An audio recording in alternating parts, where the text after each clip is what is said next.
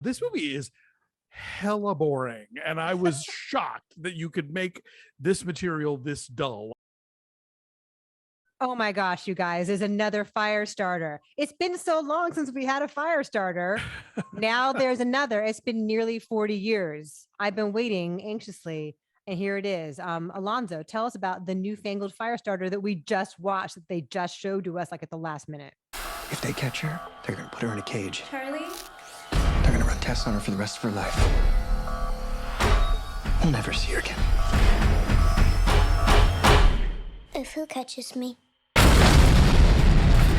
It is the second adaptation of the Stephen King novel. This time stepping in for Drew Barrymore is Kiera Armstrong. She was in Black Widow. She plays Charlie, and she is the daughter of two people who were involved in a sort of secret and shady government experiment that involved people with psychic abilities being given drugs that enhance those abilities. And so while her parents have certain things they can do with their minds, Charlie can start fires.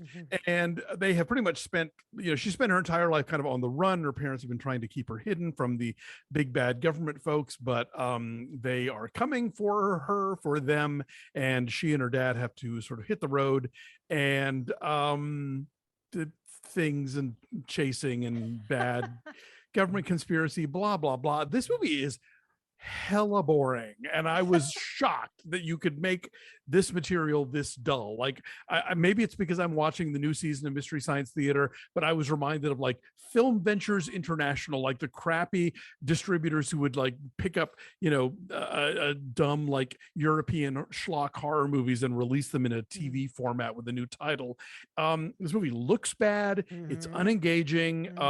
Zac Efron has never been less magnetic in a movie, I think. Oh, I didn't see where the Ted Bundy one.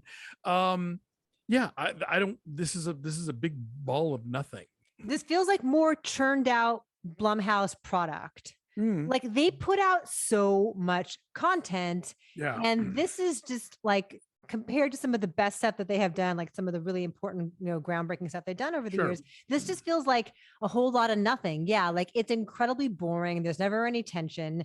It's really short. It's only like an hour and a half long. I mean, like, thank God it's not longer, but like it feels very rushed. There's nothing really to these characters. Kiera Armstrong is pretty good. She's a very self-possessed young actress. I mean, she doesn't get a lot to do except for like scowl and like make things go on fire. But it's impossible not to watch this now post Stranger Things and not compare it. When you have a story where you have a young woman with these powers that she does not want and does not really know how to control, and they torment her. And she also is the product of some kind of scientific experiments that were nefarious, figures who insist that they have her best interest at heart, but perhaps do not. In this case, it's Gloria Reuben, who always has an appealing presence about her, and she makes some interesting choices here. But there's only so much everyone can do. Michael Grey Eyes, there's good folks in this movie, but they're for the most part not given much to do.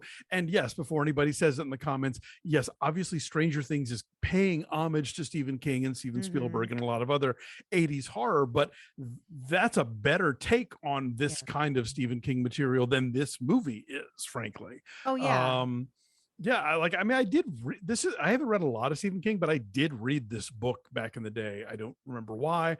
But I know there's stuff they left out. It's been decades. I don't really remember, but this feels very kind of, this feels like you could rewrite it and change the girl to Liam Neeson, like it's that kind of by the numbers revengey thing, and I was shocked at how just tossed off this whole thing feels. And it looks like crap. It looks like shit. It's really terrible. Dark. It's dark a lot of the time. And then the actual fire starting looks very cheesy and fake. Like I never actually believed that anyone was on fire. No. The cat maybe. Oh, poor yeah. If you're a doesthedogdie.com person, you do not want to see this movie. I'll just throw that out there. A lot of very when she gets to the government facility, it's a lot of hallways. like a lot of just bland blank. And there's nothing happening in this movie. All right. So this movie is what? Is it streaming on Peacock and also in theaters? Yes. All right. My number is a 2.5 because I thought the young actress in it was pretty good.